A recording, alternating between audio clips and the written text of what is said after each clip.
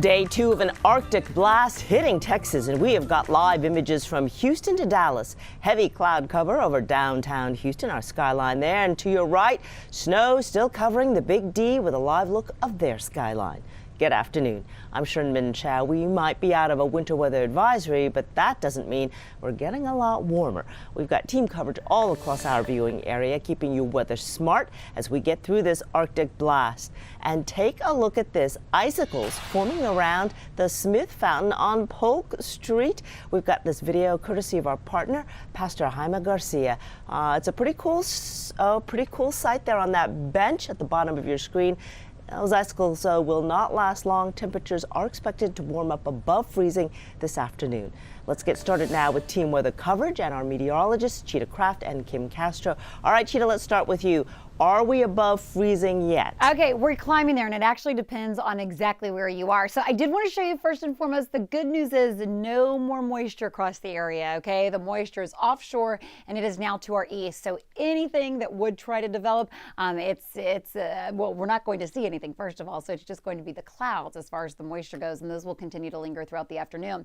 We are above freezing when you're in Galveston, so 35 degrees on the island. However, the further north and west you travel, the colder these temperatures are. So 32 Cleveland, 34 in Livingston, 29 in College Station, 29 in Brenham. Now at the big airport, we're still down to 30. So let's give this one more hour, and then I think it's going to be a slow crawl for the afternoon as temperatures climb back into the mid to borderline upper 30s. There's that harsh north wind, and that's what's making our wind chills, our feels like temperatures in the teens and 20s. So it is cold, all right? Feeling like 16 degrees in Conroe, 16 in Brenham, 17 in College Station.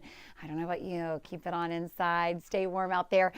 Kim, I know we've been tag teaming all morning, and we're talking about these wind chills, and they're just going to stay like this even overnight, kind of into early tomorrow morning. Listen, Cheetah, the weather story really going to evolve for the weekend. For the better, for the afternoons, the mornings are still going to be really, really chilly. All right, through the lunch hour, wind speed still at 15 to around 20 miles an hour, so the wind chill value really in place. As we head into tonight, though, wind really starts to taper, especially during the overnight hours, so not really concerned about the wind chill for tomorrow. However, high pressure is setting in. That means cloud cover is going away, and by tomorrow morning, we're going to be just as chilly. Some spots might be even more chilly. The difference is wind chill and actual temperatures are going to be lining up, so it's not going to feel cooler than it actually is. It's going to be just that cold.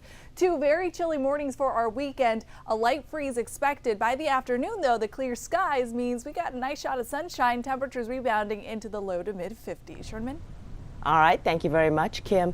Let's get to a traffic alert now out in central Texas. You may have heard of this. There was a major crash causing a backup for miles on I-10 in Kerrville, about an hour northwest of San Antonio. As you can see, that has now cleared. Traffic is moving. Several 18-wheelers had jackknifed on the icy Interstate 10 last night. That had stopped traffic for some 12 hours. Unbelievable.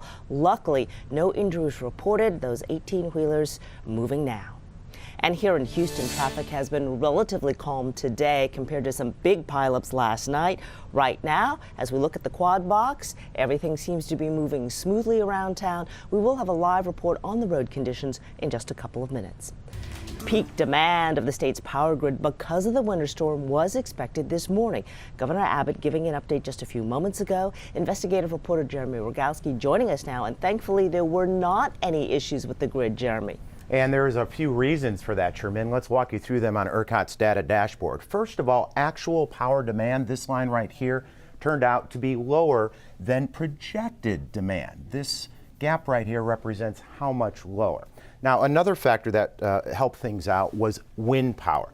This blue dotted line right here, that was what was expected, projected. The ERCOT grid was hoping for. This blue line is what actually came out of all those wind farms. Again, another gap, wind outperforming projections. And finally, Governor Abbott and ERCOT said thermal power plants, those are your gas, coal, and nuclear, all held up strong, making this margin of safety between supply and demand a comfortable cushion. More than 86,000 megawatts of power was available to serve demand on the grid. That's important because that far exceeds the estimated peak demand during last year's winter storm.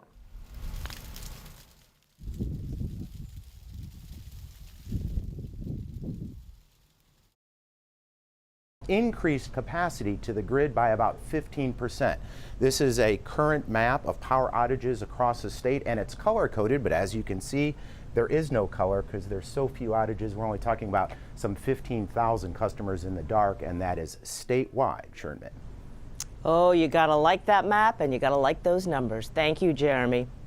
Up in College Station, Texas A&M reopened at 10 this morning after closing down yesterday. Road conditions improving, but it is cold and blustery out there. Our Adam Bennett has been posted there since yesterday. All right, Adam, you look a little bit warmer than yesterday. How you doing? Yeah, I've dressed a little bit better, Sherman, added another layer here, but I tell you what, it is still really, really cold. It's a little bit warmer than it was when we were out here for the morning show just before the sun came up. But the feels like temperatures, they are still in the high teens. Again, that's an improvement from single digits earlier, so hey, I'll take it. And the main highway here through College Station, Highway 6, it is now moving very well. The icy spots that TxDOT reported are no longer there on their dashboard. Schools, that's another big thing that we're seeing here. So the public school districts here in the Bryan College Station area, most of them have canceled classes for today. Texas A&M, however, they resumed classes later this morning. They had been closed yesterday because of this winter weather. Now, when we went around campus, there were still some icy patches on the sidewalks, though we saw crews that work at the university putting salt on those and treating those. So they are making those safer for students here. We talked to several students. Some of them were better dressed for the cold than others, but they told us they really didn't have any problem getting to campus. We had the big freeze last year, right? So it's been in College Station before. My family's actually from Canada, so I'm used to this. This isn't that bad to me. Any advice for the rest of us down here in Texas dealing with these cold temps? Layers. Layer up as many as you can. Yeah, Jessica is absolutely right about that. I actually added another layer beneath this jacket between the morning show and now, so it is helping somewhat. And again, it does help that the temperatures have climbed a few degrees since then. But again, the wind is really the thing out here. You can feel it stinging your face the second you walk outside. So if you do need to be out, definitely slow down on the roads and bundle up. Sherman? All right, it's a special treat, that wind burn. Thank you, Adam.